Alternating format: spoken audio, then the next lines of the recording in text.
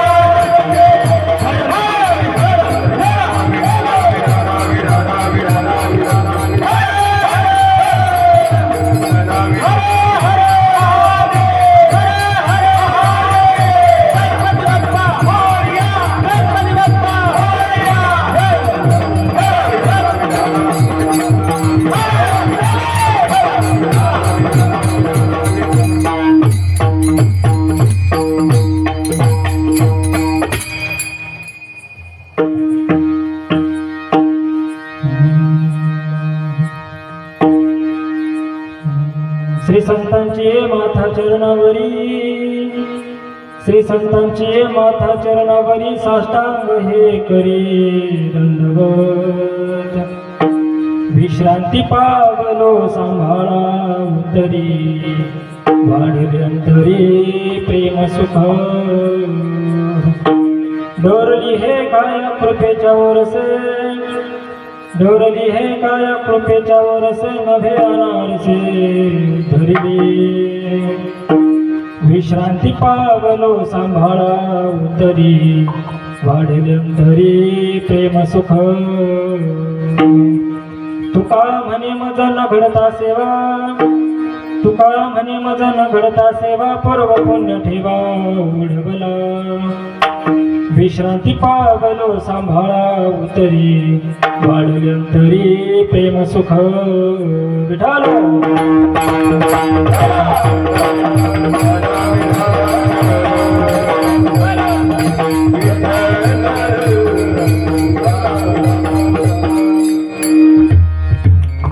समचरण सरोजं सांद्रनीलाम्बुदाभं, जगन्निहितपाणिं मण्डलं मण्डनानाम्।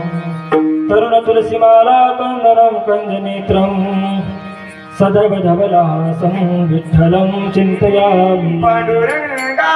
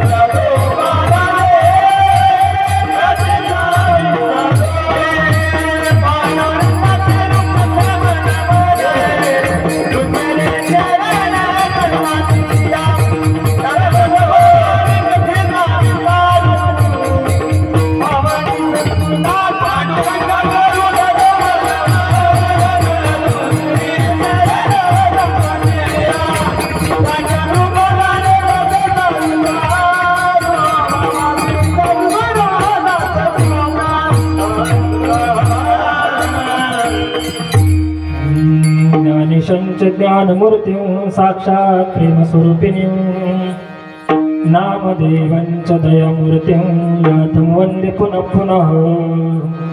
वैराग्यस्य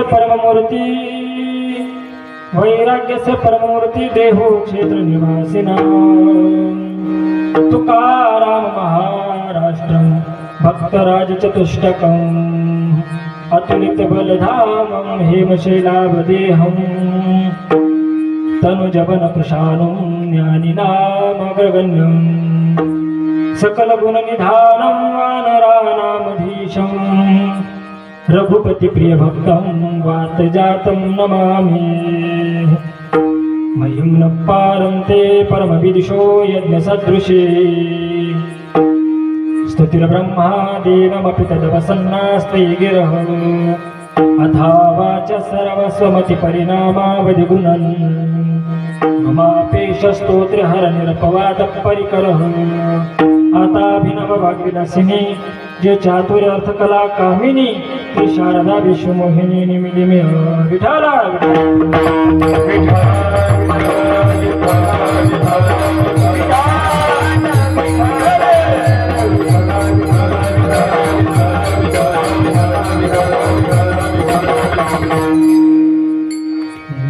श्री संतांची माथा चरणवरी साष्टांग हे करी दंडवत विश्रांती पावलो सांभाळा उतरी वाढिल्यांतरी प्रेम सुख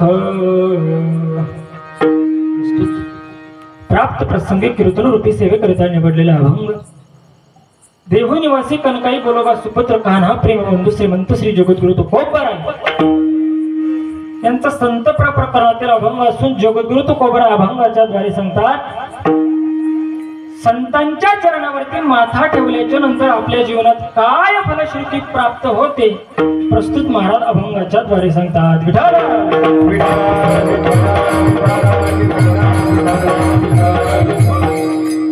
अभंगावरती बोलण्यापूर्वी थोडासा परिहार द्यायचा तो म्हणजे असा परम मंगलमय वातावरणामध्ये अकारण करुणा वरुणालय तडी द्वितीक विनंदिक पितांबर धारे अखिल गोड ब्रह्मांड नायक पंढरीश पांडुरंग परमात्म्याच्या आणि वटेश्वराच्या कृपा आशीर्वादाने चालू असलेला आपला हा नाम यदिनी सोहळा या सोहळ्यामध्ये आज 5व्या दिवसाची कीर्तन रूपी सेवा माझ्या वाटेला आली म्हणून माझं परम वाक्य समजतो विठाला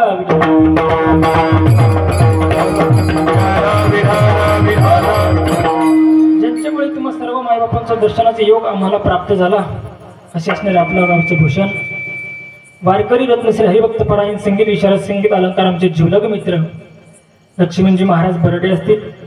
महाराजांचा मला फोन आला म्हटले महाराज आमच्या गावामध्ये भव्य दिव्य स्वरूपाचा अखंड हरिनाम सप्ताह आहे त्या सप्ताहामध्ये तुमचा कितवा दिवस घालू मी म्हटलं हे बघा महाराज माझा 10वा आणि 13वा सोडून मी कुठलाही दिवस घाला म्हणून महाराजांनी सुंदर प्रकारे 5वा दिवस माझा घातलेला आहे म्हणून महाराजांच्याही चरणावरती नतमस्तक होतो। आज महाराष्ट्रातील सर्व ख्यातनाम गायक वादक असतील त्यामध्ये इंद्रासारखे पखाबाज वाजवणारे आपल्या गावचं भूषण ज्यांनी आपल्या गावाचं नाव नुसतं महाराष्ट्रात नव्हे तर महाराष्ट्राच्या बाहेर तेलंगणा कर्नाटकामध्ये आपल्या गावाचं नाव लौकिक करणावलं असे असणारे आमचे जीवलग मित्र श्री हरिभक्त परायण मृदंग विशारद विशाल महाराज बर्डे असतील महाराजांच्याही चरणावरती नतमस्तक असतो। त्याचप्रमाणे संगीत विशारद संगीत अलंकार आमचे जीवलग मित्र बंधुवत माझ्यावरती प्रेम करणारे ज्यांचं वेळोवेळी आम्हाला मार्गदर्शन असतं आमचे श्री हरिभक्त प्रभुजी महाराज सहानी असतील महाराजांच्याही चरणावरती नतमस्तक होतो। त्याचप्रमाणे आमच्या समवेत आलेले आमचे जीवलग मित्र श्री हरिभक्त परायण संगीत विशारद संगीत अलंकार आमचे शरद महाराज रेगुडे असतील महाराजांच्याही चरणावरती नतमस्तक होतो। आपल्या गावातील सर्व भजनवान सगळ्यांच्या चरणावरती नतमस्तक विनकरी बाबा असतील चोपदार बाबा असतील अतिशय उत्कृष्ट साऊंड सिस्टम सर्वांच्या चरणावरती नतमस्तक होतो आणि सेवेला सुरुवात करतो। विठाल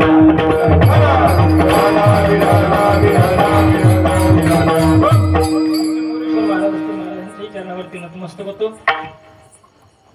नीट लक्ष देऊन ऐका मायबाप मी काही जास्त वेळ कीर्तन करणार नाही तास 1.5 तास चांगला ऐकण्याचा प्रयत्न करा दादानो चांगलं जगण्याचा प्रयत्न करा दादानो माणसाने इतकं सुंदर जीवन जगलं पाहिजे इतकं सुंदर जीवन जगलं पाहिजे तुम्ही बोललात तर लोक तुमच्या सोबत बोलले पाहिजे तुम्ही तुम्ही चाललात तर लोक तुमच्यासोबत चालले पाहिजे आणि तुम्ही मेलात ना तर लोक तुमच्यासाठी रडले पाहिजे. इतकं माणसाने सुंदर जीवन जगावं.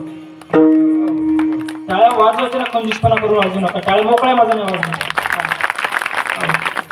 म्हणून चांगल्या प्रकारे माणसाने जीवन जगलं पाहिजे. किंवा आपला परिसर जर आपल्यासाठी नाही रडला किंवा आपल्यासाठी आपलं गाव तरी रडावं, इतकं माणसाने सुंदर कर्म करून गेलं पाहिजे.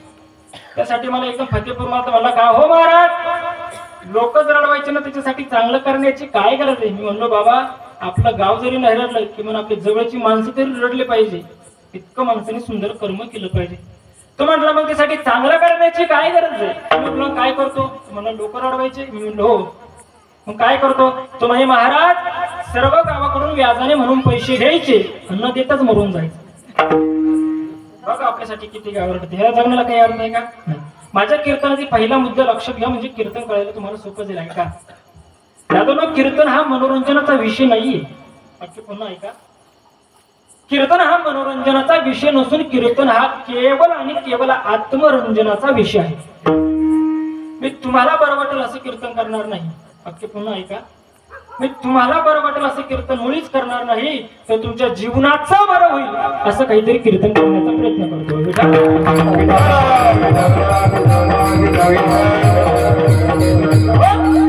प्रस्तुत जगद्गुरु तुकोबरा या अभंगामधून नमस्कार करतात, साधू संतांना धन्यवाद घालतात.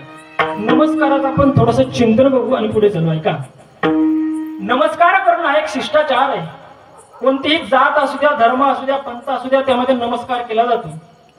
नमस्काराचा वाचक शब्द बदलला की नमस्कार करण्याची जी क्रिया असते ती सुद्धा चेंज होते. काही लोक पायावरती डोकं ठेवून नमस्कार करतात, तर काही लोक दोन्ही हात जोडून नमस्कार करतात, तर काही धर्मामध्ये आपलं असं पायाला भेटतं, एका हाताने सुद्धा नमस्कार करतात. पण हिंदू धर्माचं शास्त्र असं सांगतं, एका हाताने नमस्कार करू नये. का करू नये.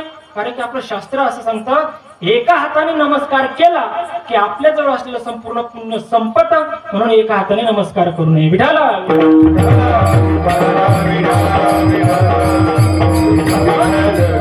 जशी आपल्याला समोरची व्यक्ती भेटेल त्याप्रमाणे आपण त्याला नमस्कार करत असतो.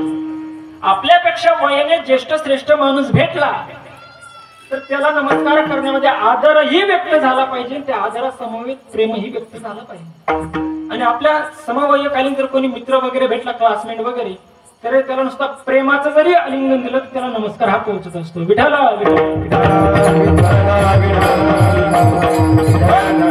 इतके वर्ष झालं आपण हिंदू परंपरेमध्ये जन्माला आलो, इतक्या वर्षाचं आपण झालो, तुम्हाला कधी प्रश्न पडला का की नमस्कार का करायचा आणि नमस्कार म्हणजे काय. बाबा बरोबर आहे, नमस्कार का करावा लागतो. कधी प्रश्न पडलाय तुम्हाला. बाबा तुम्ही काही नाराज नाही माझ्यावरती. नाही ना, एकदम मोकळा, हा मोकळा बसायचं. पण तुम्हाला कधी प्रश्न पडला किंवा नमस्कार करणं म्हणजे काय, नमस्कार हा कशा करता करावा लागतो. ऐका, नमस्काराची व्याख्या सांगतो, पुढे चालतो. ऐका, नमस्कार करणं म्हणजे काय. आपल्या ठिकाणी असलेली निकृष्टता म्हणजे लहानपणा आणि समोरच्या ठिकाणी असलेली उत्कृष्टता म्हणजे मोठेपणा हे दाखवण्याची जी क्रिया आहे ती क्रियेला नमस्कार म्हणा. विठाला म्हणजे मी फार लहान आहे आणि तुम्ही फार मोठे आहे ही दाखवण्याची जी क्रिया आहे ती क्रियेला नमस्कार म्हणा. ज्या व्यक्तीला आपल्याला नमस्कार करायचा त्या व्यक्तीच्या शरीरातील असलेला हीन भाग म्हणजे पाय आणि आपल्या शरीरातील असलेला उत्तम अंग म्हणजे मस्तक. मस्तक आणि पाय या दोघांचं समीकरण करणं, बरोबरी करणं म्हणजे नमस्कार करणं. विठाला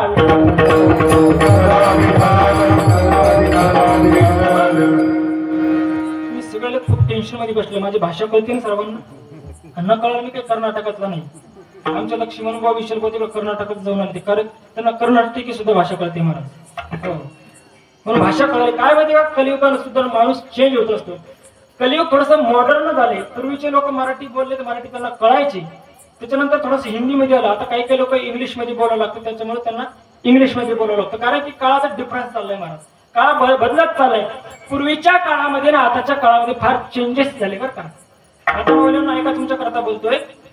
पूर्वीच्या काळी आमची एखादी माता माऊली जर चपाती लाटायला बसली, ऐका वाक्य पुन्हा ऐका, पूर्वीच्या काळी जर आमची माता माऊली एखादी चपाती लाटायला बसली तर ती चपाती फुगत होती. आता चपाती फुगत नाही, चपाती करणारीच फुगती. काय बदलला, काळ बदलला महाराज. ऐका, माता माऊलींना पूर्वी कसं होतं, पूर्वीच्या काळी सून सासूच्या धाकात असायची, बरोबर का आजी? काय खोटं बोलतो का? पूर्वीच्या काळी सून सासूच्या धाकात असायची, आता सासू सुनाच्या धाकात. तुम्ही माणसं कशावरून म्हणतात? म्हातारे जास्त कीर्तन दिसतं म्हणून म्हणतो, बाकी काही नाही. विठाला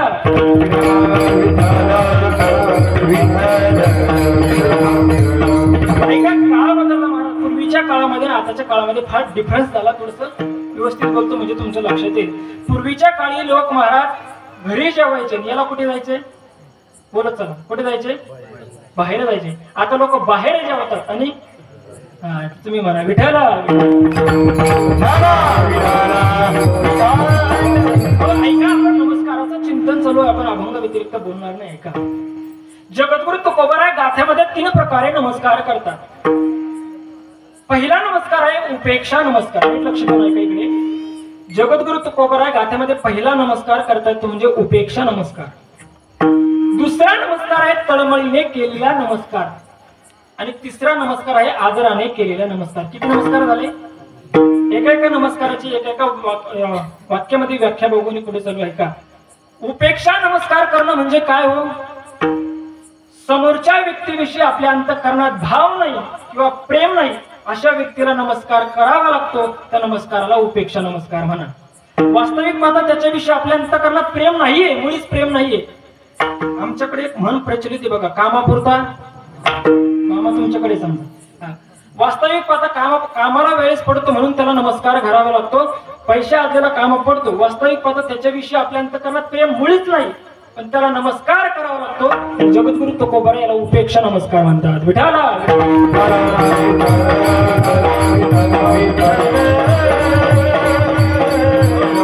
जगद्गुरु तुकोबाराय नमस्कार कोणाला करतात? ऐका, जगद्गुरु तुकोबाराय नमस्कार कोणाला करतात? ऐका, तुकोबाराय म्हणतात ज्यांचं चित्त शुद्ध आहे ना, आम्ही अशाच व्यक्तींना नमस्कार करतो. म्हणजे आवड परी चित्त शुद्धी.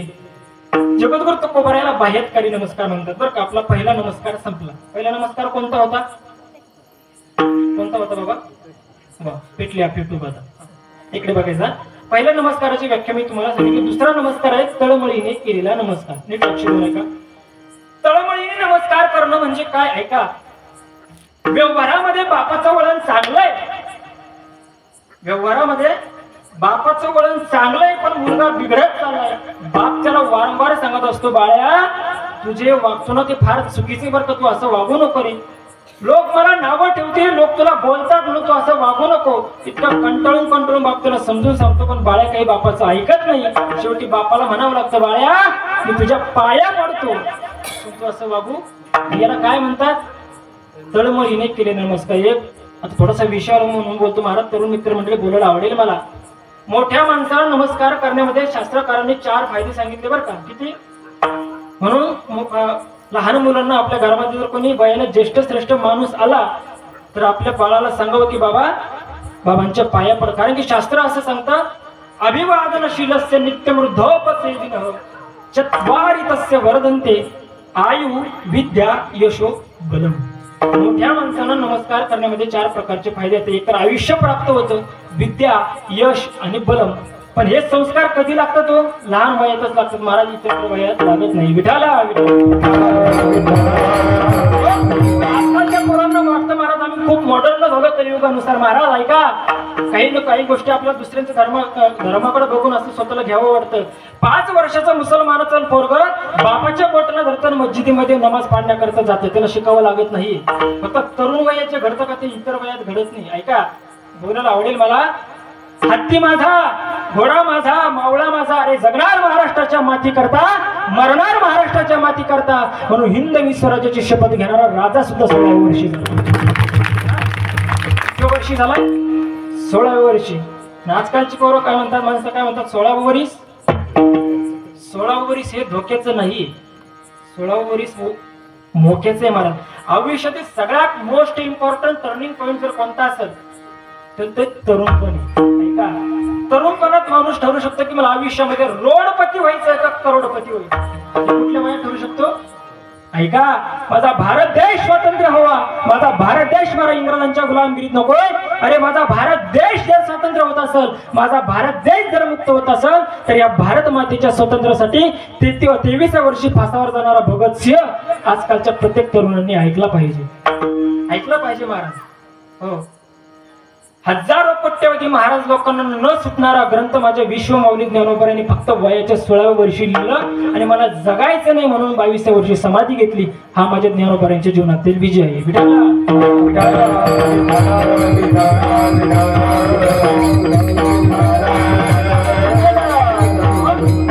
एक वाक्य बोलू का? आजकालची थोडी जर पोरं शिकले, कॉलेजला जे असतात ती काय म्हणतात, त्यांना वाटलं आम्ही कॉलेजला जातो खूप स्टँडर्ड न चालू, पण ती पोरं म्हणतात I don't believe in God. काय म्हणतात आजकालची शिकली समजलेली पोरं? I don't believe in God, म्हणजे देव आम्हाला मान्य नाही. पण जगाची माई विश्वमाऊली ज्ञानोबा म्हणते गॉड इज एव्हरीवेअर. माझा भगवान परमात्मा सर्वत्र आहे. विठाला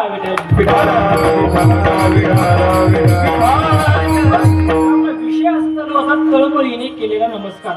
व्यवहारामध्ये जसा बाप मुलाच्या पाया पडतो ना, तसं जगद्गुरु तुकोबरा सुद्धा तुमच्या आमच्या पाया पडतात. तुकोबरा म्हणतात बाबांनो मी तुमच्या पायाला लागतो, पण तुम्ही काय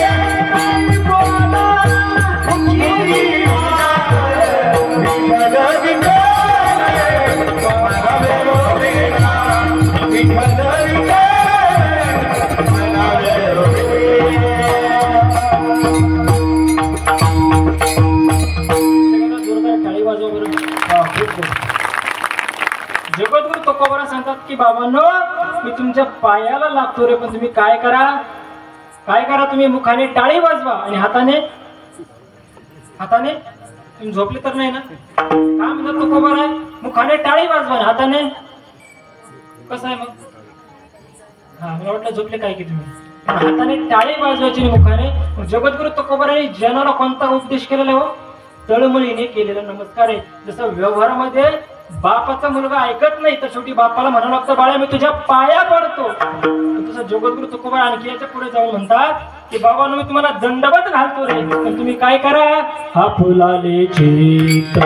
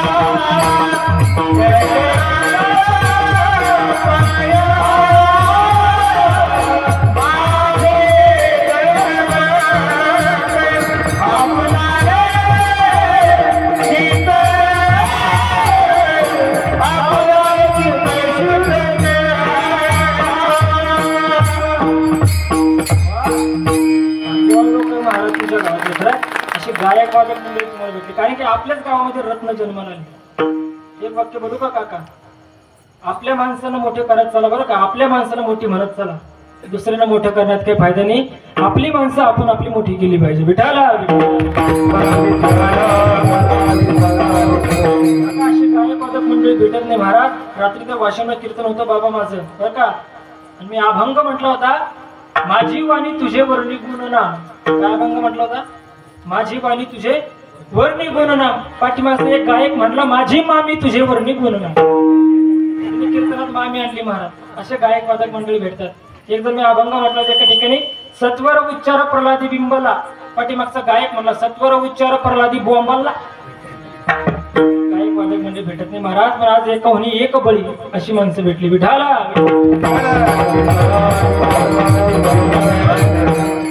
सांगा तुझं काय विषय चालू होता आपला? हा, तळमळीने केलेला नमस्कार. जगद्गुरु तुकोबरा म्हणतात, बाबांनो मी तुमच्या पायाला लागतो पण तुम्ही चित्त शुद्ध करा. मग कोणता नमस्कार म्हणतात त्याला? तळमळीने केलेला नमस्कार. दोन नमस्काराचं आपण चिंतन बघितलं. पहिला होता उपेक्षा नमस्कार, दुसरा आहे तळमळीने केलेला नमस्कार, आणि तिसरा कोणता नमस्कार आहे? तिसरा आहे आदराने केलेला नमस्कार. जगद्गुरु तुकोबरा गाथ्यामध्ये फक्त आदराने दोनच व्यक्तीला नमस्कार करतात, एक संत महात्मे आणि दोन पंढरीश पांडुरंग परमात्मा. गाथ्यामध्ये पांडुरंग परमात्म्याला आदराने नमस्कार कुठे केला? जगद्गुरु तुकोबरा म्हणतात, बाबांना आपण रोज कीर्तनाच्या प्रारंभी म्हणतो बघा, हे पांडुरंग परमात्मा माझं तुला नमन असो. म्हणजे याला कोणता नमस्कार म्हटले गेलेले आहे? आदराने केलेला नमस्कार. विठाला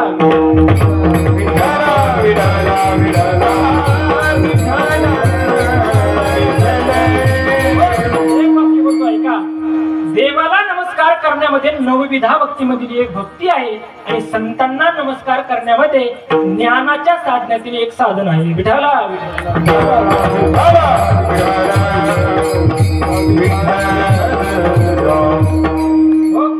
आता प्रस्तुत जगद्गुरु तुकोबरा अभंगामध्ये पहिला शब्द प्रयोग कोणता करतात? तुम्ही झोपले तर नाही ना? हा, तुम्ही नाराज झाले थोडेसे? नाही ना? ऐका, पहिला अभंगामध्ये पहिला शब्द प्रयोग कोणता करतात? श्री. कोणता प्रयोग करतात? श्री. ऐका, एक वाक्य बोलतो बरं का माता माऊल्यांनो, कीर्तनातलं घरी घेऊन काही जा अथवा नका जाऊ, पण नेमकं कीर्तनकारांनी सेवेसाठी कोणता अभंग घेतला होता एवढं तरी घरी घेऊन जा. नाही बऱ्याचदा काय होतं, कहा गायतो कहा नाही और क्याला येतो कुछ भी नाही, असं नको व्हायला. म्हणून कीर्तनातलं काहीतरी चांगलं घरी घेऊन गेलं पाहिजे बरं का प्रमोद बुवा. एक वेळेस असं आमच्या कथेमध्ये सांगितलं की कीर्तनातलं कथेतलं काहीतरी चांगलं घेऊन जात जा. एक जण माझं नवीन चप्पल घेऊन गेला, फक्त महाराज लोकांच्या चप्पला सोडून बाकी सगळं काही नाही. विठाला जगद्गुरु तुकोबरा अभंगामध्ये पहिला शब्द प्रयोग करता श्री. जगद्गुरु तुकोबराने श्री हा शब्द कशा करता वापरला असेल? महाराजांना सरळ सरळ म्हणता येत नव्हतं का संतांची माथाचरणावरी? हा, टाळात बसत नव्हतं बाबा. आजकाल नको ते टाळात बसायला लागले, ते वेगळा विषय. पण श्री हा शब्द कशा करता वापरला, माझा मुद्दा इथे. तर ऐका, श्री शब्दामध्ये आदरता वाचक आहे. व्यवहारामध्ये तुम्ही बघा, कोणत्याही मोठ्या माणसाचं नाव घेण्याकरता कोणता शब्द प्रयोग करतात? श्री. तुम्हाला जर कदाचित माझं नाव जरी पुकारायचं असलं तर तुम्ही काय म्हणता? श्री ह भ. श्री शब्दामध्ये काय आहे? श्री शब्दामध्ये आदरता वाचक आहे, म्हणून जगद्गुरु तुकोबराने आवर्जून श्री शब्दाचा प्रयोग केला. विठाला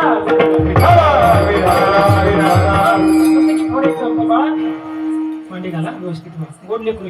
हा बाळा, तुझं नाव काय रे? सोपान. तुझ्या वडिलांचं नाव काय? समाधान. माझा मुद्दा इथे संपला. ऐका, याने याचं नाव काय सांगितलं? सोपान. त्याच्या वडिलांचं काय सांगितलं? समाधान. हा एकेरी नावामध्ये उल्लेख झाला, त्याला अगोदर समाधानाच्या पूर्वी श्री शब्द लावावा लागतो. श्री शब्द वापरला की वडिलांचा आदर केल्यासारखं होतं. तुम्ही जर डायरेक्ट सांगितलं की माझ्या वडिलांचं नाव समाधान आहे, तर तुम्ही तुमच्या वडिलांचं नाव एकेरी वाक्यामध्ये पुकारता. विठाला वडिलांचं नाव सांगण्यापूर्वी अगोदर श्री शब्दाचा प्रयोग करा, कारण की श्री शब्दामध्ये आदरता वाचक आहे. बरोबर ना बाळा? आता इथून पुढे जर तुला कोणी विचारलं तुझं नाव काय, तू कसं सांगशील रे? घाबरू नको बाळा, घाबरून एकदम मोकळं. कसं सांगणार? तुझं नाव काय? तुझ्या वडिलांचं नाव काय? श्री समाधान म्हणायचं. काय म्हणायचं? श्री समाधान राव. विठाला कोण लेकर महाराज बरं का आपल्या गावाचे. बरं का बाबा, रात्री कीर्तन होतं वाशिमला. 5 मिनिटं झाली कीर्तनात, लाईट गेली. एक 5-10 वर्षाचं पोरग कीर्तनात उठलं, मला खुंबा मारून पळून गेलं. तर आपल्या गावातले बिचारे लेकर चांगले म्हणून गोड सवय. बरं का बाळा, तुझा ऐका, श्री शब्दाचा आपला प्रयोग चाललाय. मग जगद्गुरु तुकोबराने श्री शब्द हा आवर्जून वापरलाय, कारण की श्री मध्ये आदरता वाचक आहे. जगद्गुरु तुकोबरा आता दुसरा शब्द प्रयोग करतात, माथा. माथा कशाला म्हणतात? बोलत चला, माथा कशाला म्हणतात? आपला वरचा माथा नाही, शेतीचा. बरं का, काही काही लोकांना तो माथा आठवला असेल. ऐका, माथा म्हणजे संपूर्ण डोकं नाही, आणि आपण त्याला पूर्ण डोकं लावायचं. पण माथा म्हणजे काय? भुवयापासून वरती जिथून केस सुरू होतात तेवढ्या भागाला शास्त्रकारांनी माथा म्हटले. काही लोक याला माथा म्हणतात, कपाळ म्हणतात, कुणी ललाट म्हणतात. हा, शरीरातील सगळ्यात मोस्ट इम्पॉर्टंट भाग जर कोणता असेल तर हा आहे. एखाद्या वेळेस हात तोडल्यानंतर माणूस जिवंत राहू शकतो, पाय तोडल्यानंतर माणूस जिवंत राहू शकतो, पण हे कट केलं की माणूस जिवंत राहू शकत का? नाही. संपूर्ण बॉडीचा सीसीटीव्ही कॅमेरा जर कोणता असेल तर तुमचा चेहरा आहे. विशाल महाराज, एखाद्या वेळेस माणूस खोटं बोलू शकतो, माणसाचा चेहरा खोटं बोलत नाही. फक्त तेवढा अंतःकरणापासून त्याला चेहरा ओळखता आला पाहिजे. मी चेहरा बघितल्या सांगू शकतो की हे माणूस किती हलकट क्वालिटीचे, फक्त चेहरा ओळखता आला पाहिजे बरं का. आता समोरच्या माणसाच्या मनामध्ये काय चाललं हे माणसाला कळता आलं पाहिजे बरं का. त्याला इंग्लिश मध्ये एक शब्द आहे फेस रिडिंग. काय शब्द आहे? फेस रिडिंग म्हणजे चेहरा वाचन. माणसाला चेहरा वाचता आला पाहिजे बरं का विशाल महाराज. आता आमच्या प्रमोद महाराजांच्या मनामध्ये काय चाललं हे मी सांगू शकतो. प्रमोद सांगू का? काय करू नका तुम्ही, तुमच्या मनात जे चाललं तेच मी सांगू शकतो. फक्त तुम्ही विषय काय चालला माणसाला मनात ओळखला पाहिजे, चेहरा ओळखता आला पाहिजे. आता आमच्या प्रमोद महाराजांच्या मनामध्ये काय झालं ऐका. आमच्या प्रमोद महाराजांच्या मनामध्ये चालू आहे अभंगाचं पहिलं चरण आहे. त्या पहिल्या चरणाला मी गाण्याची चाल लवकर वारकरी चाल. खोटं बोलू नका, हे त्यांच्या मनामध्ये हो म्हणा त्यांच्या मनामध्ये चालू होत, पण अभंगा व्यतिरिक्त चालू होतं ना. हा माझा मुद्दा इथे समजा त्यांच्या मनामध्ये चालू होतं. बस तुम्ही काही पहिलं म्हणा नाही दुसरं म्हणा ते बाहेर म्हणा, त्याचा माझा काही संबंध नाही. आता आमच्या विशाल महाराजांच्या मनामध्ये काय चाललं आहे घाबरले का तुम्ही? नाही, जे तुमच्या मनामध्ये तेच सांगणार, बाकी दुसरं काही नाही. ऐका, आमच्या विशाल महाराजांच्या मनामध्ये चालू आहे. आता प्रमोद भाऊ एखादी चाल म्हणेल, प्रमाण म्हणेल, त्या प्रमाणाला मी कोणता मुखडा वाजू, कोणता चक्रधार वाजू, तो चक्रधार झाल्याच्या नंतर कोणती लग्गी वाजू, कोणती उठावन वाजू, हे त्यांच्या मनामध्ये चालू आहे. खरं हो म्हणा ना, हे त्यांच्या मनामध्ये चालू. आपला विषय हा चालू होता की माणसाला चेहरा ओळखता आला पाहिजे, म्हणजे इंग्लिश मध्ये म्हणतात फेस रिडिंग. आयुष्यामध्ये माणसाला चेहरा ओळखता आला की त्याचं जीवन सक्सेस आहे. विठाला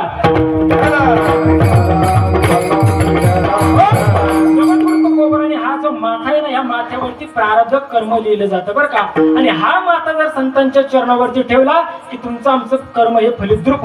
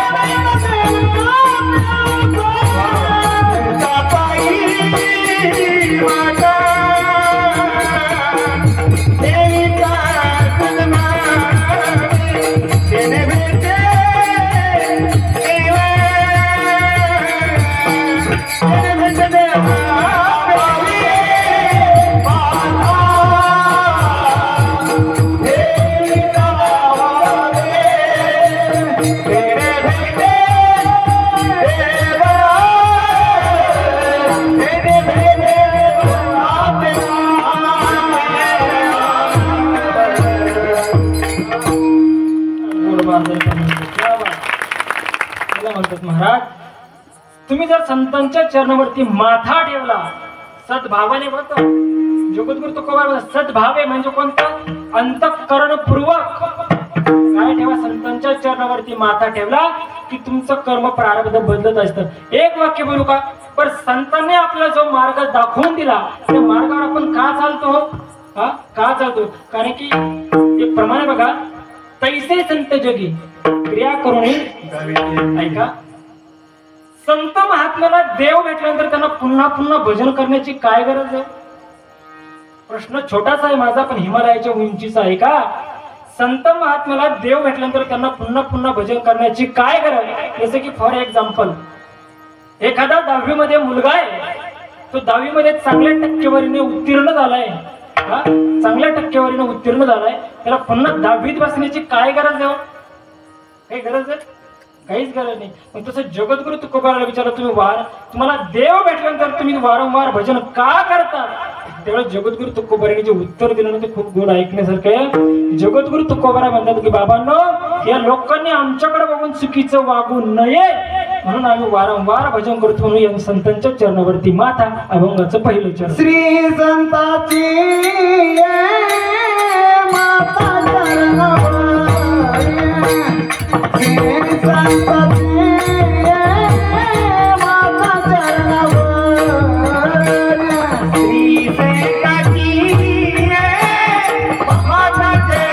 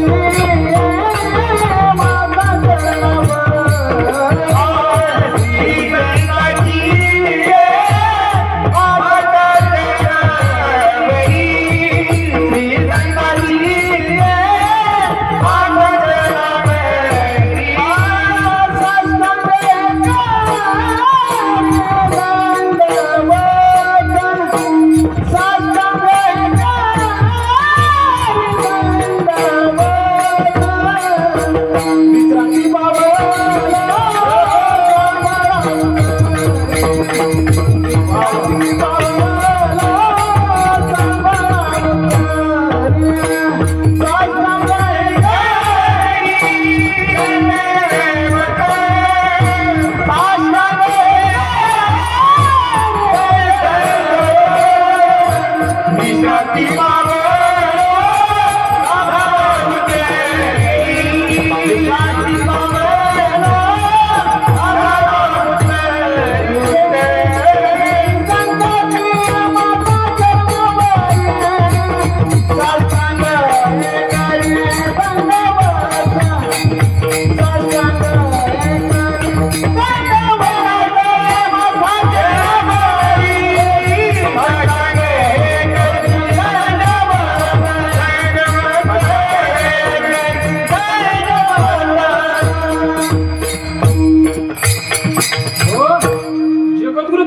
अभंगाच्या पहिल्या चरणामध्ये सांगतात की श्री संतांची माथा चरणावरी. आमच्या माता मावल्यांकरता का जोरदार टाळी वाजवा. त्यांच्याकरता मी याकरता टाळी वाजवायची सांगितली की त्या बिचारा माता मावल्या सर्व मालिकेचा त्याग करून इथं आल्या. घरी कोण बघणार माझ्या नावल्याची बायको? ही कोण बघणार? कारण की लग्नामध्ये चांगलं जेवण झालंय महाराज, घरी आराम केला असतं महाराज. खूप गोड वातावरण, प्रसन्न वातावरण आहे का? जगद्गुरु तुकोबारा माथा कपाळ म्हणतात. या कपाळावरती प्रारब्ध कर्म लिहिलं जातं आहे का? आपल्या जीवनाचा पूर्ण बायोडाटा जर कोणाकडे असेल तर तो ब्रह्मदेवाकडे असतो बरं का, नीट लक्ष देऊ नका. आणि ब्रह्मदेव त्याची झेरॉक्स प्रत ही 6वी कडे दिलेली असते आणि 6वी 5वीच्या दिवशी येते. त्या बाळाचं प्रारब्ध कर्म लिहून जाते बरं का. ऐका, 6वी किती कोणत्या दिवशी येते? 5वी. आता या 5-10 वर्षामध्ये लक्ष्मण महाराज त्या 6वीने येणं सुद्धा बंद केलं का?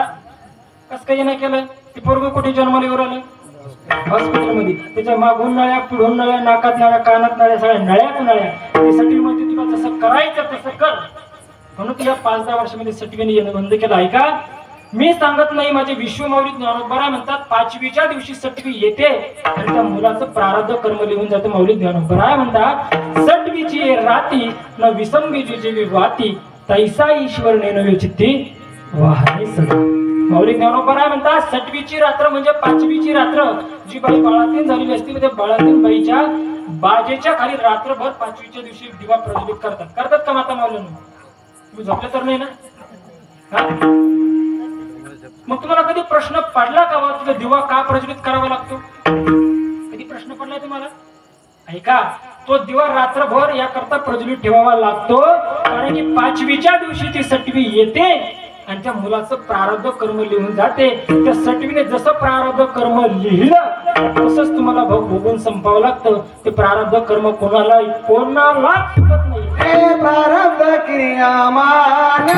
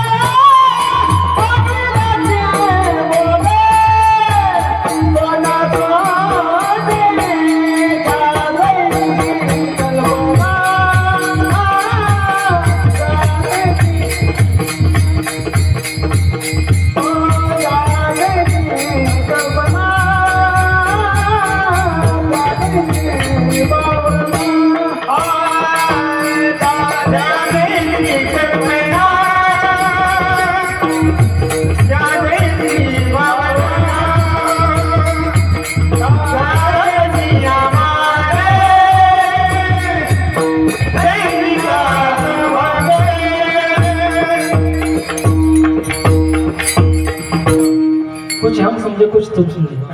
ऐका, महाराजांनी गोड प्रमाण दिलं. महाराज प्रारब्ध क्रियामान, जसं तुमचं प्रारब्ध कर्म असतं ना तसंच तुम्हाला भोगावं लागतं. महाराज प्रारब्ध कर्म हे भोगून नच संपावं लागतं. प्रारब्ध कर्म कोणालाही चुकत नाही. ऐका, प्रसंग संपतो आणि पुढे चालतो बरं का. सगळेजण जागे ना? टाळी वाजवा का जोरदार. टाळी मी याकरता वाजवायची सांगितली, त्या पाठीमागच्या माता माऊल्या झोपल्या होत्या, त्या टाळी वाजल्याने जागे झाल्या. ऐका, प्रारब्ध कर्म कोणाला चुकत नाही बरं का. ऐका, हे भगवान गरे भगवान गरे संजना भगवानी भगवान गरे भगवान गरे संजना भगवानी भगवान गरे भगवान गरे संजना भगवानी भगवान गरे भगवान गरे संजना भगवानी करमे धर्मादानी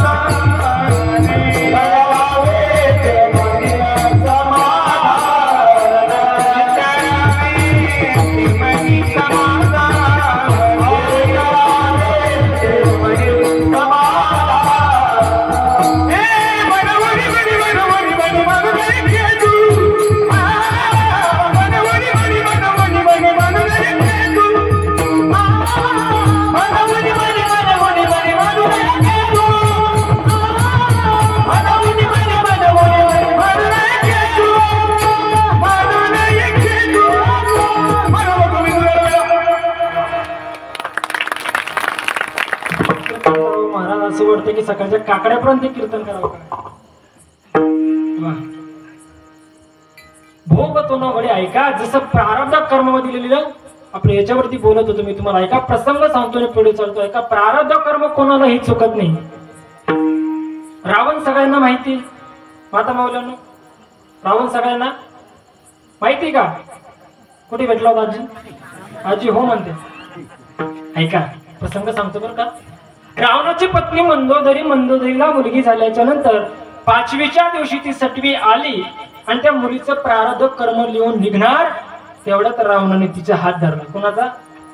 थोडी ताकद होती महाराज रावणामध्ये. तेव्हा सटवीचा हात धरल्याच्या नंतर त्या सटवीला विचारलं, सांग माझ्या मुलीचं कर्म काही दिलं? त्यावेळेस त्या सटवीने सांगितलं, ते मला सांगता येणार नाही, ते माझ्या प्रिन्सिपल सराला विचारावं लागेल. विचारलं, तुझा प्रिन्सिपल कोण? ब्रह्मदेव. रावणाने त्या ब्रह्मदेवाला बोलून घेतलं आणि विचारलं, ए ब्रह्मदेवा, सांग माझ्या मुलीचं प्रारब्ध कर्म काय लिहिलं? ब्रह्मदेवाने सांगितलं, रे रावणा, तुझ्या घरात जी बाई धोब्याचं काम करणारी आहे ना, त्या बाईच्या मुलाबरोबर तुझ्या मुलीचा विवाह होणार. काय सांगितलं रावणाने? धोब्याच्या मुलाबरोबर तुझ्या मुलीचा विवाह होणार. तळपायाची आग मस्तकाला गेली महाराज रावणाची. सांगितलं, संपूर्ण ब्रह्मांडाचा नायक मी, 33 कोटी देवता माझ्या ताब्यामध्ये आणि माझ्या मुलीचा विवाह एका धोब्याच्या पोराशी हे होणं शक्य नाही. ब्रह्मदेवाने सांगितलं ते विधीचं विधान ते कोणी टाळू शकत नाही, ते होणार म्हणजे होणार.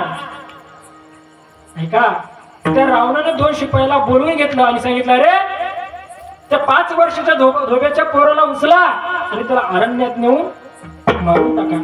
त्या 2 शिपायाने महाराज त्या धोब्याच्या 5 वर्षाच्या लेकराला उचललं आणि अरण्यात घेऊन जाऊ लागले. अरण्यात घेऊन जात असताना ते 5 वर्षाचं लेकरू जागे झालं महाराज. आणि केविलवाणीने ते 2 शिपायांना म्हणू लागलं, काका मला कुठे घेऊन चालला तो? माझी आई कुठे, सांगा ना मला. माझ्या आईकडे जायचं काका. माझे बाबा कुठे, मला माझ्या बाबाकडे जायचंय. हो, माझे बाबा दिसत नाही, आई दिसत नाही, सांगा ना माझे आई बाबा कुठे? तो 5 वर्षाचं लेकरू रडायला लागले महाराज. नीती कशी असते लक्षात ठेवा बरं का. नीती कशी असते, त्या 5 वर्षाच्या लेकराने महाराज त्या 2 शिपाईच्या हृदयाला पाझर फोडला आणि त्या 2 शिपायांनी ठरवलं की आपल्याला हे लेकराला मारायचं. पण रावणाने असं सांगितलं होतं, याला मारल्याच्या नंतर याच्या पायाचा अंगठा मला पुरुष म्हणून आणून दाखवायला. काय सांगितलं रावणाने? पायाचा अंगठा कापून आणा.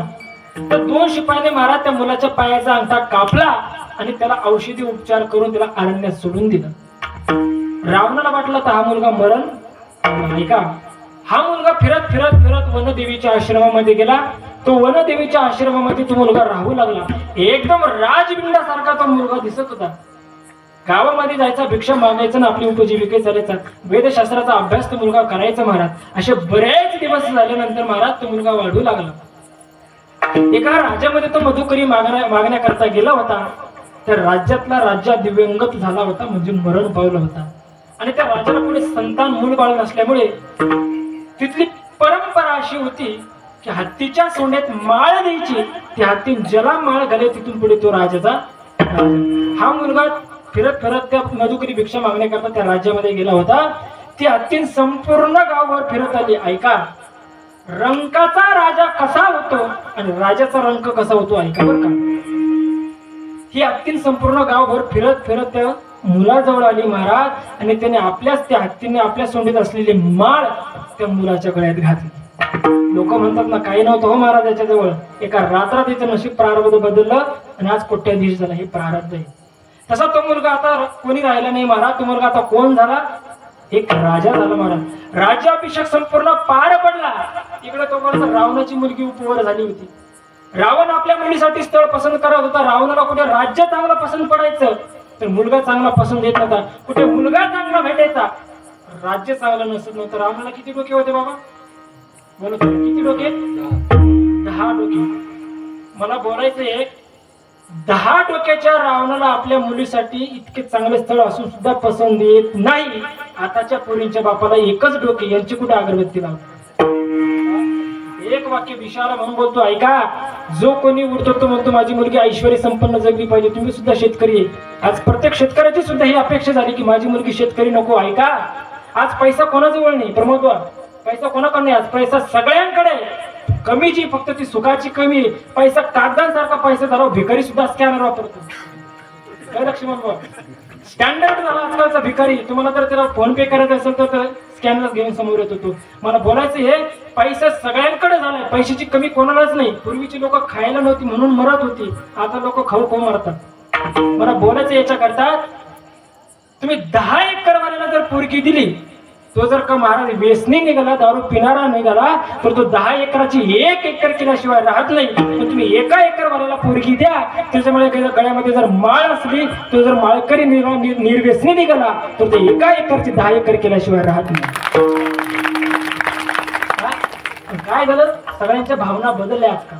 पैसा वाढतो म्हणून माझा विषय पर्यंत आला होता. एक वेळेस त्या रावणाची आणि त्या मुलाची गाठ भेट झाली. एकदम राजबिंडासारखा तो मुलगा दिसत होता. त्यावेळेस रावणाने सांगितलं, का रे तू माझ्या मुलीशी विवाह करतो का? सांगितलं काही हरकत नाही. सोन्याच्या लंका नगरीमध्ये ते वऱ्हाड वाजत गाजत आलं महाराज. एकदम आनंदामध्ये तो दोघांचा विवाह पार पडू लागला. साक्षात ब्रह्मदेव त्या मुलीचं लग्न लावण्याकरता आला होता. त्यावेळेस तर रावणाने सांगितलं, हे ब्रह्मदेवा, तू तर सांगितलं होतं तुझ्या मुलीचा विवेक धोब्याच्या पोरासोबत, कुठे गेला तुझ्या धोब्याचा पोरग? त्यावेळेस ब्रह्मदेवाने सांगितलं, रावणा ते मला सांगता येणार नाही गड्या, पण हा पोरगा जो दिसतो ना तो धोब्याचाच आहे. कशावरून? अरे रावणा, ज्या तुला तुझ्या शिपायाने पायाचा अंगठा कापून आणून दाखवला होता ना, तो हा याच मुलाचा असला पाहिजे. आता रावणाची टूप पेटली.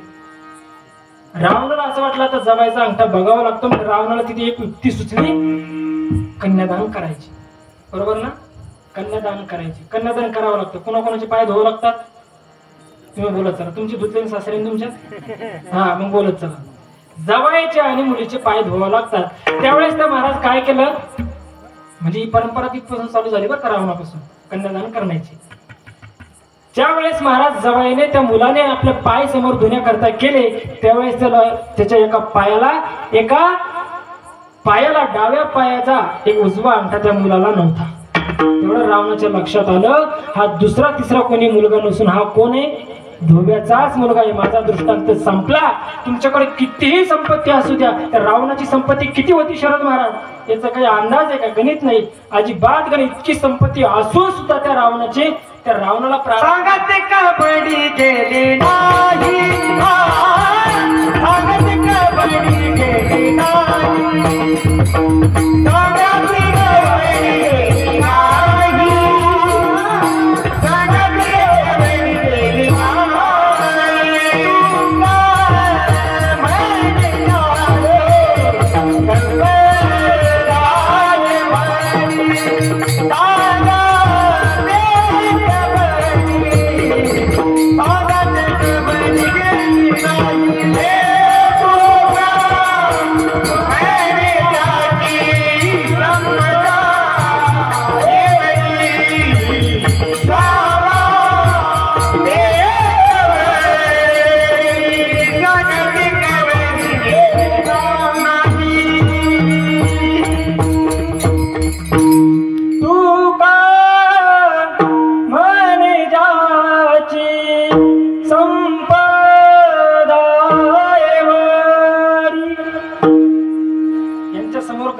महाराज भरपावसात मूठ आणल्यासारखी. विठाल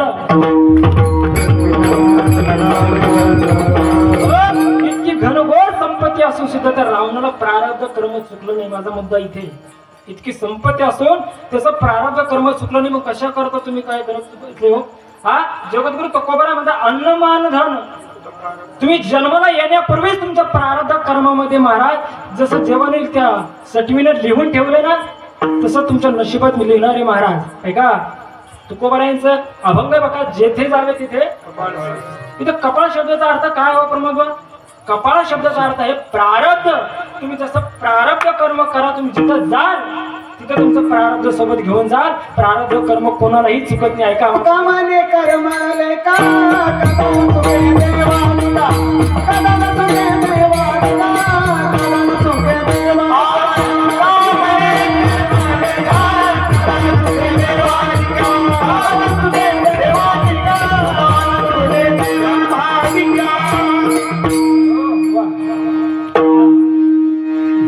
घोडवादक महाराज, प्रारब्ध कर्म कोणालाही चुकत नाही. ऐका, माझा मुद्दा विषय इथं आहे. 11,000 कोटीचा मालक होता विजयपत सिंघानिया. बोला किती कोटीचा? 11,000 कोटीचा मालक आज विजयपत सिंघानिया मुंबईला एका भाड्याच्या घरामध्ये राहतो. इथेच काय आहे? प्रारब्ध कर्म आहे. प्रारब्ध कर्म कोणालाही चुकत नाही. मायकल जॅक्सन, किती लोक नाव ऐकून येते मायकल जॅक्सन. विश्वाने त्याची कला स्वीकारावी इतका मोठा कलाकार होऊन गेला महाराज तो. त्याची इच्छा होती, त्याचं स्वप्न होतं मला 100 वर्ष आयुष्य जगायचं. त्या मायकल जॅक्सन इतकी संपत्ती असून सुद्धा 50 वर्ष आपला जीवन प्रवास संपवा लागला. म्हणजे प्रारब्ध कर्म कोणालाही चुकत नाही. याचा विकास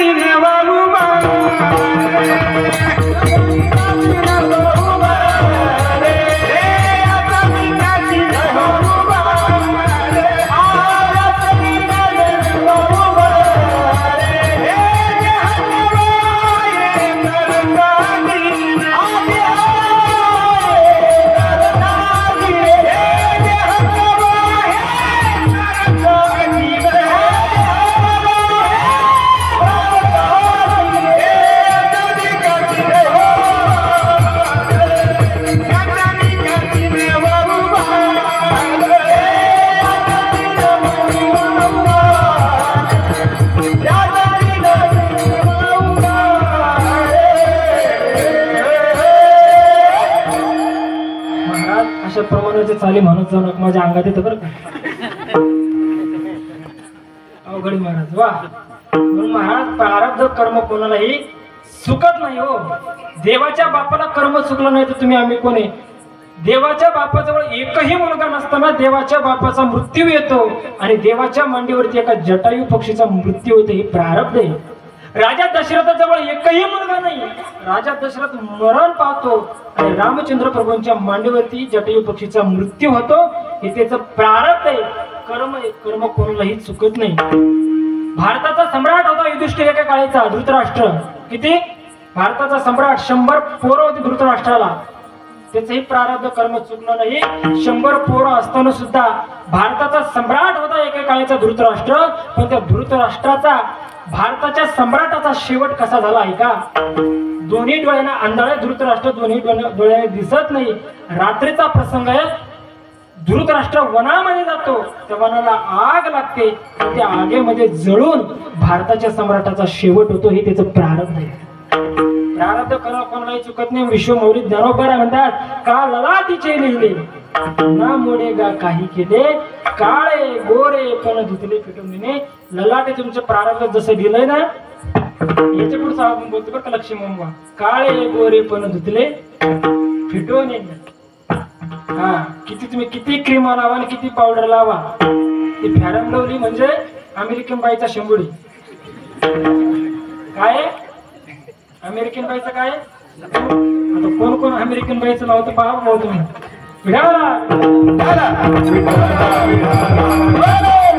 विषय इथं चालू होता की प्रारब्ध कर्म कोणालाही चुकत नाही बरं का. प्रारब्ध कर्म कोणालाही चुकत नाही. तुम्ही म्हणसाल महाराज तुम्ही 1 तासापासून सांगता की संतांच्या चरणावरती माथा ठेवला की तुमचं आमचं प्रारब्ध बद्दल, मग तुमच्याकडे काही पुरावा आहे का हो की संतांच्या चरणावरती माथा ठेवला आणि त्याचं प्रारब्ध कर्म बद्दल आहे का? धावत्या वेगामध्ये दृष्टांत संपणे पुढे चालतोय का? माझे विश्वमौली ज्ञानदेव आणि नामदेव राय निवृत्तीनाथ दादा आणि जनाबाई हे तीर्थयात्रा करत असताना जयसिंगपुराला आले. तिथं जयसिंग नावाचा राजा राहत होता. त्याला सतत मुलीच होत होती. एक वेळेस त्या राजाने आपल्या कमरेची तलवार काढली आणि राणीच्या मानावरती ठेवली. राणीला सांगितलं, यापुढे जर तुला मुलगी झाली तर तुझा शिरच्छेद केल्याशिवाय राहणार नाही. राणी रडायला लागली. दासीने सांगितलं, रडू नका, तुमचं मरण मी चुकवते.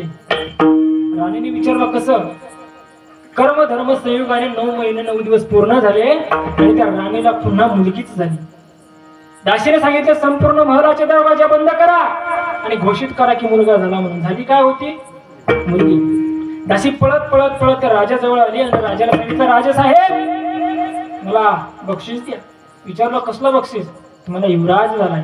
राजाच्या आनंदाला पारावर राहिला नाही महाराज. सोन्याचे अलंकार राजाने आपल्या अंगावरचे काढले आणि दासीच्या अंगावरती पिकले आणि राजाने सांगितलं, चला. दासीने विचारलं, कुठे झाला? आम्हाला युवराज बघायचं. त्यावेळेस दासीने सांगितलं, तुम्हाला तेवढं करता येणार नाही. म्हणजे ज्योतिषाने सांगितलं की 15 वर्षापर्यंत राजाची दृष्टी या मुलावरती पडू देऊ नका. राजाची दृष्टी जर या मुलावरती पडली तर मुलगा मरण पावेल. राजाला वाटलं काय हरकत नाही, इतके वर्षानंतर व्हायला मुलगा झाला ना, 15 वर्षानंतर बघू. होती कोण? ती मुलगी होती. महाराज कोणती मुलासारखी वाढू लागले. त्याचं केस विचारणं, तिला कपडे परिधान करणं, दांडपट्टा चालवणं, घोडा चालवणं, हे सर्व खेळ मुलासारखे शिकवू लागले महाराज. हळूहळू ती मुलगी मुलाप्रमाणे वाढत होती. एक वेळेस जयसिंग राजाने दुसऱ्या राजावरती युद्ध केलं आणि त्याला शेजारच्या राजाने मदत केली. जयसिंग राजा युद्धामध्ये विजयी झाला बरं का, विजयी झाला. आणि त्या जयसिंग राजाने शेजारच्या राजाला विचारलं, राजा तुझी मुलगी माझ्या मुलाला देतो का रे? त्याने सांगितलं, काही हरकत नाही. जयसिंग राजाने ती मुलगी आपल्या रथात टाकली, आपल्या राज्यात घेऊन आला आणि दोघांचाही विवाह लावून दिला. तुम्ही सगळे जागे आहात ना? ऐकताना कोणाचा विवाह कोणाशी लागला? मुलीचा विवाह मुलीशी लागला बरं. काय काय आता ग्रस्त आश्रमाला सुरुवात होईना. कशा करता होईल? कारण की दोन्ही मुलीच होत्या. एक वेळेस त्या मुलीच्या लक्षात आलं की माझा विवाह एका मुलीशी लावून दिला. ती मुलगी आपल्या परत माहेरी आली आणि आपल्या बाबाला सांगू लागली, बाबा हे माझं बरं नाही केलं. काय झालं? माझा विवाह तुम्ही एका कन्येशी लावून दिला बाबा. अरे तो तर मुलगा होता. नाही बाबा, तो राणीने दासीने रचलेला कट होता. त्यावेळेस त्या राजाने सांगितलं, चला युद्धाची तयारी करा, आपला जयसिंग राजा उडवायचा आहे. तोपर्यंत जयसिंग राजाला कळलं की तुमच्यावरती युद्ध चालून येते. आता कोणाचं युद्ध येतं? तुमचे इवायचं युद्ध चालून येतंय महाराज. तोपर्यंत या घरातल्या मुलीला बातमी कळली की आता युद्ध होणार, संपूर्ण हिरवीगार पृथ्वी वीरांच्या रक्ताने लाल होणार. इतक्या पुरुषांची बलिदान देण्यापेक्षा आपणच ही जीवन आत्महत्या केलेली बरी. म्हणून ती मुलगी राजाच्या घराच्या बाहेर पडली आणि एका वनामध्ये गेली. आणि वनामध्ये गेल्याच्या नंतर एका विहिरीच्या काठावरती उभी राहिली. विहिरीमध्ये उडी टाकणार, आत्महत्या करणार, तेवढा टाळाचा किलकाट, पखवाचा नाद त्या मुलीच्या कानावरती पडली. महाराज तिथून एक दिंडी चालत होती. ती दिंडी दुसरी तिसरी कोणाची नसून विश्वमाऊली ज्ञानोबरायांची, नामदेवरायांची, निवृत्तीनाथ दादाची दिंडी चालत होती. त्या मुलीला वाटली एरी आपल्याला आत्महत्या करायची, पण आत्महत्या करण्यापूर्वी एकदा संतांच्या चरणावरती माथा ठेवून मग आपण आत्महत्या सुसाईड करू. ती मुलगी विहिरी जळून वापस आली आणि विश्वमाऊली ज्ञानोबरायांच्या पायावरती वाकली. महाराज वाकल्याच्या नंतर आपला हा माथा माझ्या विश्वमाऊली ज्ञानोबरायांच्या चरणाला स्पर्श झाल्याच्या नंतर ती मुलगी रडायला लागली. त्यावेळेस माझे विश्वमाऊली ज्ञानोबरा म्हणते, ए बाळ मुला, काय झालं, कशा करता रड दुसरे? त्यावेळेस सांगितलं, माऊली मी मुलगा नाहीये, मी मुलगी. विचारलं असं कसं? झालेला संपूर्ण इतिहास त्या मुलीने विश्वमाऊली ज्ञानोबरायला सांगितला. जवळच निवृत्तीनाथ दादा उभे होते. त्यावेळेस निवृत्तीनाथ दादा म्हणू लागले, ज्ञानोबरा तुम्हीच आता या मुलीचा काय करू शकता? मुलगा करू शकता. मग ऐका, माझ्या विश्वमाऊली ज्ञानोबराने त्या मुलीच्या प्रारब्ध कर्माकडे 1 तास नाही, 1 मिनिट नाही, 1 क्षणभर नाही, तर किती बघितलं? फक्त 1 निमिषभर माझ्या विश्वमाऊली ज्ञानोबरांची निमिष मात्रे देह पालकी, निमिष मात्रे देह पालकी, निमिष मात्रे देह पालकी, निमिष मात्रे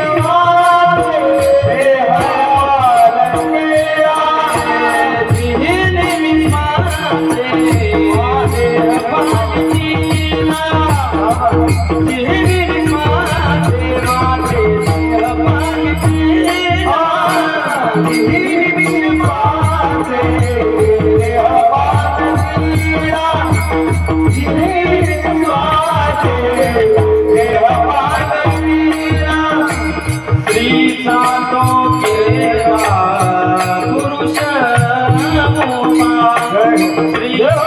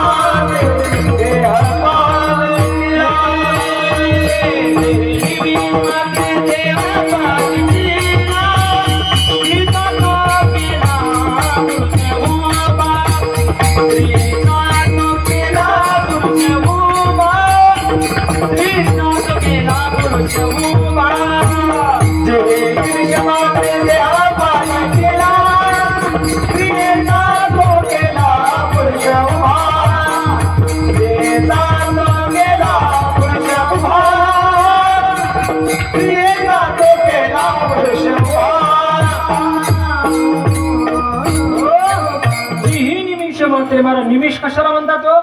माझ्या विश्वमाऊली ज्ञानोबा तासभर निमिष शब्दाचा अर्थ काय माहितीये का? ऐका, निमिष कशाला म्हणतात? तुमच्या डोळ्याची पापणी लवते ना लवते तेवढ्या क्षणभराला निमिष म्हटलं गेलेलं आहे. तेवढा निमिषभर माझ्या विश्वमाऊली ज्ञानोबा यांनी त्या मुलीच्या प्रारब्ध कर्माकडे बघितलं आणि त्या मुलीचा काय केला? मुलगा केला. म्हणून संतांच्या चरणावरती माथा ठेवला की तुमचं आमचं प्रारब्ध कर्म बदलतं. पण विसोबा खेचरांचं एक प्रमाण आहे, प्रारब्धीचा भोग सुटे ना कोणाशी, केली जैसी तैसी घ्यावी फळी. विसोबा खेचर म्हणतात, जसं तुम्ही प्रारब्ध कर्म कराल त्या प्रकारे तुम्हाला भोगावं लागतं. महाराज ऐका, आता समजा आपण फॉर एक्झाम्पल चपातीचं सेवन केलं. चपाती सगळ्यांना माहिती आहे. ते चपातीचे गहू कधी पेरलेले असते हो? काल, आज, परवा. कधी पेरलेले? एक पाठीमागच्या वर्षापूर्वी.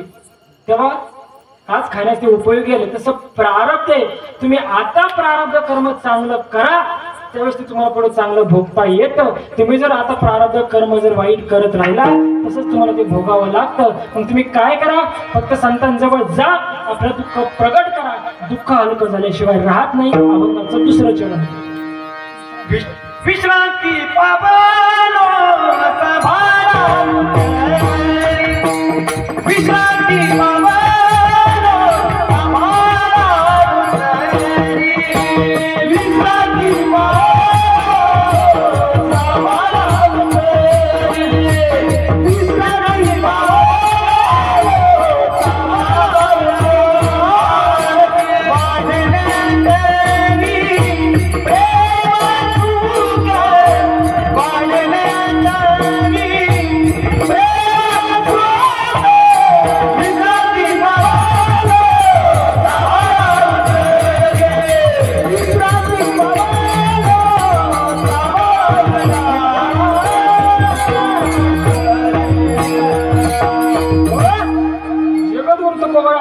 दुसऱ्या चरणामध्ये सांगतात विश्रांती पावलं. या अभंगाची एक विशेषता अशी आहे, देहूचे जगद्गुरु तुकोबराय आळंदीच्या ज्ञानोबरायांकडे येतात आणि आपला हा माथा कपाळ ज्ञानोबरायांच्या समाधीला लावतात आणि समाधीजवळ बसून माझ्या जगद्गुरु तुकोबरायांनी हा अभंग लिहिलेला आहे. जगद्गुरु हा जो अभंग लिहिलाय ना तो पूर्ण विश्व माऊली ज्ञानोबराय करता गेला. त्यामुळे जगद्गुरु तुकोबरा ज्ञानोबराला म्हणते, ज्ञानोबराय आता मी विश्रांतीला पावलो बरं का, आता तुम्ही काय करा, मला सांभाळा. या अभंगाची एक विशेषताच अशी, हा आयुष्यामध्ये जर तुम्हाला सुख पाहिजे असेल ना, फक्त तुम्ही संतांजवळ जा गड्यानं. आयुष्यात जर तुम्हाला सुख पाहिजे असेल तर एकदा आळंदीमध्ये विश्व माऊली ज्ञानोबरायांच्या जवळ जा, आपला हा माथा कपाळ माऊली ज्ञानोबरायांच्या समाधीला लावा. आयुष्यात तुम्हाला सुख प्राप्त झाल्याशिवाय. एक वाक्य बोलतो, तुम्ही जर किती अट्टहास केला विश्व माऊली ज्ञानोबरायांजवळ जाण्याचा, तर जोपर्यंत माऊली ज्ञानोबरा तुम्हाला स्वतःहून बोलवत नाही ना तोपर्यंत प्रत्यक्ष तुम्हाला ज्ञानोबरापर्यंत पोहोचता येत नाही. एक हिंदी मधलं गोड वाक्य आहे का, सपने तो सब सजाते हैं लेकिन टूट जाते हैं. सपने तो सब सजाते हैं लेकिन टूट जाते हैं. हमारे आनंदी में वही आते हैं जिन्हें ज्ञानेश्वर भगवान बुलाते हैं. सगळ्यांपर्यंत नाही पोहोचतायत महाराज माझ्या विश्व माऊली ज्ञानोबरा, कारण की माझ्या माऊली ज्ञानोबरांचा दरबारच असा आहे का, ये दरबार है ज्ञानेश्वर भगवान का, ये दरबार है ज्ञानेश्वर भगवान का. या दर्द दुख मिटाए जाते हैं, दुनिया के ठुकरे हुए लोग या सीने से लगाए जाते हैं. ज्ञानोबरांचा दरबार संतांजवळ जा, आपलं दुःख प्रगट करा. दुःख हलकं झाल्याशिवाय राहणार नाही. म्हणून अशा संत महात्म्याचे आनंदपूर्वक भजन करा. उरलेल्या वेळामध्ये अभंगाचं चिंतन करू.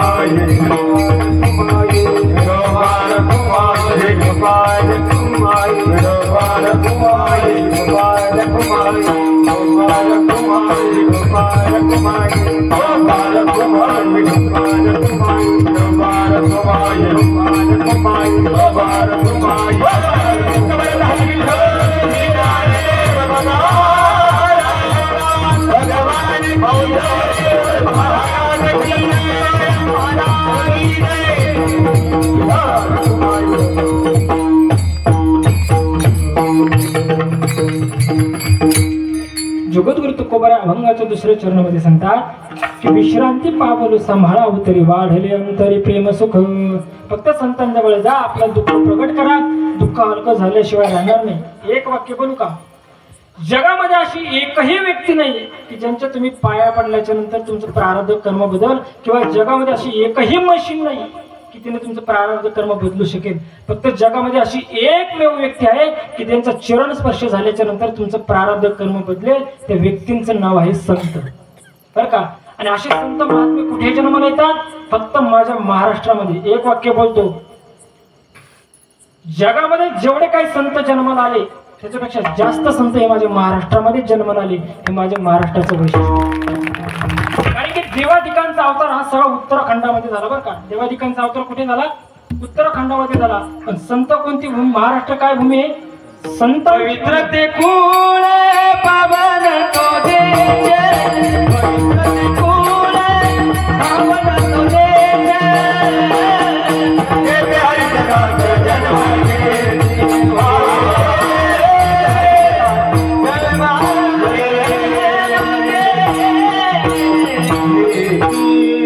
हो. महाराज संत महात्मे कुठे जन्माला येतात? ही कोणती भूमी आहे? साधारण भूमी नाही महाराज, ही संतांची भूमी आहे. संत महात्मे याच माती जन्माला आले. एक वाक्य बोलू का? माझ्या विश्वमौली ज्ञानोबा कोणत्या वर्षी ग्रंथ लिहिलाय? 16व्या वर्षी. एका 16 वर्षाच्या पोराने जर ग्रंथ लिहिला असेल तर त्याला आपण 50व्या वर्षी का वाचावं? का आपण तो ग्रंथ 20व्या 25व्या वर्षी वाचावं? का वाचला पाहिजे महाराज. तुम्ही म्हणसाल महाराज आम्हाला ग्रंथ वाचता येत नाही, हो आम्ही अनपट लोक आहोत. एक वाक्य बोलू का? तुम्हाला ज्ञानेश्वरी वाचता येत नसेल ना, तुम्ही फक्त ज्ञानेश्वरी बोट फिरत चला. एकदा का ज्ञानोबराने तुमचं बोट धरलं की आयुष्यभर ज्ञानोबराने तुमचं बोट सोडणार नाही का? म्हणून विश्वमौली ज्ञानोबा आहे, जगद्गुरु तुकोबा आहे. आजकालच्या प्रत्येक तरुणाचा आयडॉल म्हणजे स्वामी विवेकानंद याच मातीमध्ये जन्माला आले. 2 मिनिटात उदाहरण सांगतो, पुढे चालतो आहे का. स्वामी विवेकानंद फक्त हिंदू धर्माचा भूषण आहे. 5 शब्द बोलले तो शिकागोच्या धर्म परिषदेमध्ये, तेवढे 5 शब्द सांगतो वाणीला पूर्णविराम देतो. 5 मिनिटं घेऊन तुमचे घेऊ का? ऐका. तारीख होती 11 सप्टेंबर 1893. जागा होती अमेरिकेचं शांत असलेलं शहर शिकागो. विषय होता धर्म संसद परिषद. जगातून मोठमोठे धर्मवेत्ते तिथे आले आणि ते म्हणू लागले की माझ्या धर्मासारखं जगात दुसरा कोणताही मोठा धर्म नाही. काय म्हणायचे? स्वामीजी सगळ्यांचं मनोगत एक आग्रचित्ताने ऐकत होते. बघता बघता करता करता भारताचं नाव पुकारण्यात आलं. आता स्वामी विवेकानंद हळूहळू स्टेजवरती जाऊ लागले. पण गेल्याच्या नंतर 5 मिनिटं स्वामी विवेकानंद काहीच बोलले नाही. फक्त बोलले, 5 शब्द बोलले. ते 5 शब्द बोलल्याच्या नंतर 5000 लोक मंत्रमुग्धपणे टाळ्या वाजत होते. ते 5 शब्द कोणते होते ऐका. आता संपूर्ण विश्व ऐकणार, पूर्ण जग ऐकणार. नेमकं आता भारत काय बोलणार? स्वामी विवेकानंद फक्त 5 मिनिटं बोलले. स्टेजवरती गेल्याच्या नंतर संपूर्ण सभागृह शांत झालं. ते 5 शब्द होते, hello my sister and brothers of America. किती शब्द होते? वाक्य छोटेसे, नेहमीचे पाठातले, पण अर्थ खूप महान आहे. स्वामी विवेकानंद म्हणू लागले, माझ्या प्रिय बंधूंनो आणि भगिनींनो. संपूर्ण सभागृह शांत झालं. 5 मिनिटानंतर 7000 लोक उठले आणि मंत्रमुग्धपणे टाळ्या वाजवत होते. अरे एक परकीय माणूस येतो आणि आज आम्हाला बहीण मानतो. परराष्ट्रातून माणूस येतो आणि आज आम्हाला भाऊ मानतो. अरे यांच्यासारखा धर्म जगात दुसरा कोणता श्रेष्ठ असू शकत? आम्हाला हिंदू धर्माचं भूषण आहे. स्वामी विवेकानंद पुढे काय बोलू लागले ऐका. I am grateful for the respect with which you honour and welcome me. काय म्हणून राहिले स्वामी विवेकानंद? तुम्ही जे आदरपूर्वक माझा सत्कार केलाय ना, त्याच्यासाठी मी तुमचा खूप खूप आभारी आहे. ही माझे भारत देशाची शिकवण आहे. स्वामी विवेकानंदांसारखे महात्मे याच मातीमध्ये जन्माला आले. माझा भारत देश कसा आहे? स्वामी विवेकानंद म्हणू लागले, कुछ और ना आता हमको प्यार निभाना आता है. काय म्हणू लागले स्वामी विवेकानंद? कुछ और ना आता हमको प्यार निभाना आता है. जीते हैं किसी ने देश तो क्या, हमने तो दिलों को जीता है. जहाँ राम अभी भी है नर में, नारी में अभी तक सीता है. जहाँ राम अभी भी है नर में, नारी में अभी तक सीता है. इतनी ममता यहाँ कि नदी को भी माँ कहलाती है. इस धरती पे जन्म मैंने लिया. स्वामी विवेकानंद शेवटचे वाक्य बोलू लागले, इस धरती पे जन्म मैंने लिया, यह सोच के मैं इतराता हूँ, भारत का रहने वाला हूँ, भारत की ही बात कहता हूँ. स्वामी विवेकानंद काय म्हणाले, माझ्या भारतासारखा जगात दुसरा कोणताही देश नाही. माझे हिंदू धर्माचं भूषण आहे. आणि असे हिंदू धर्माचं भूषण स्वामी विवेकानंद जगद्गुरु तुकोबा आहे यांच्या चरणावरती तुम्ही माथा लावला की तुमचं आमचं प्रारब्ध कर्म बदलतं.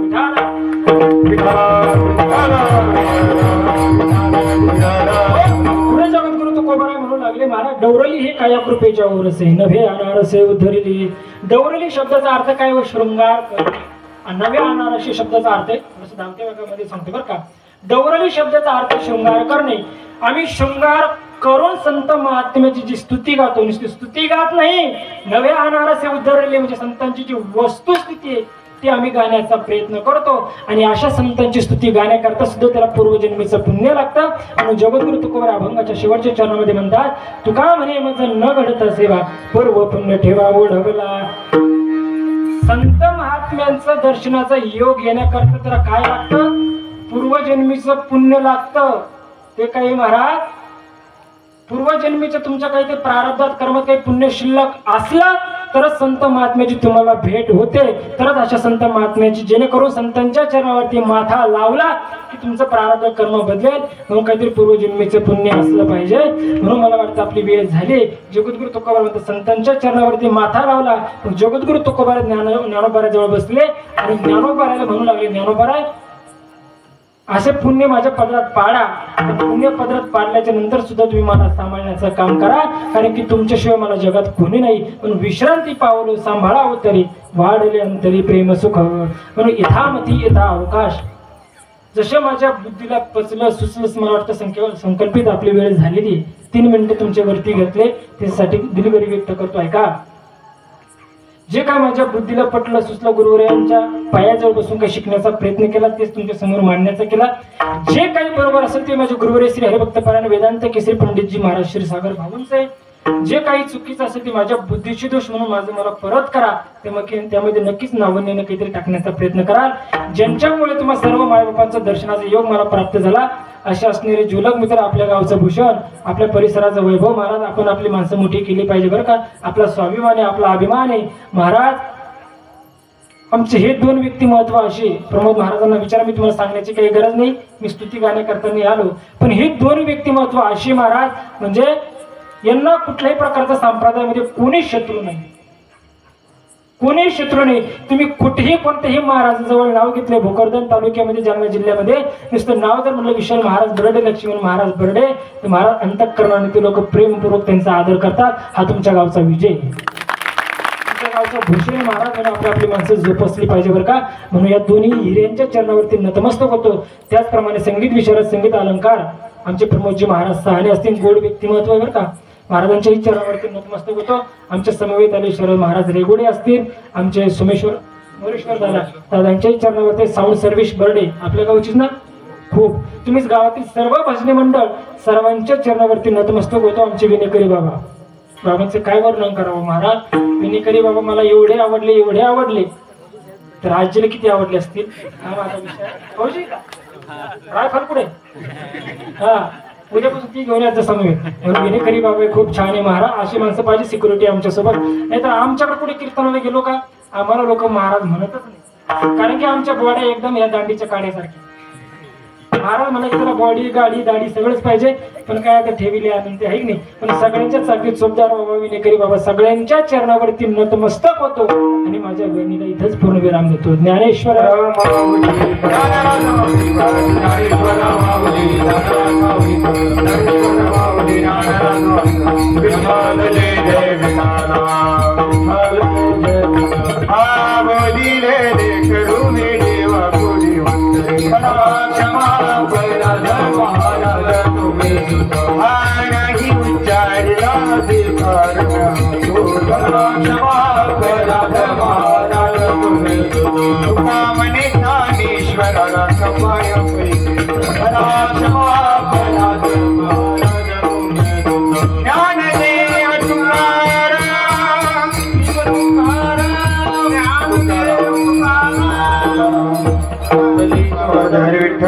ज्ञानदेव तुकाराम पंढरीनाथ भगवान की जय.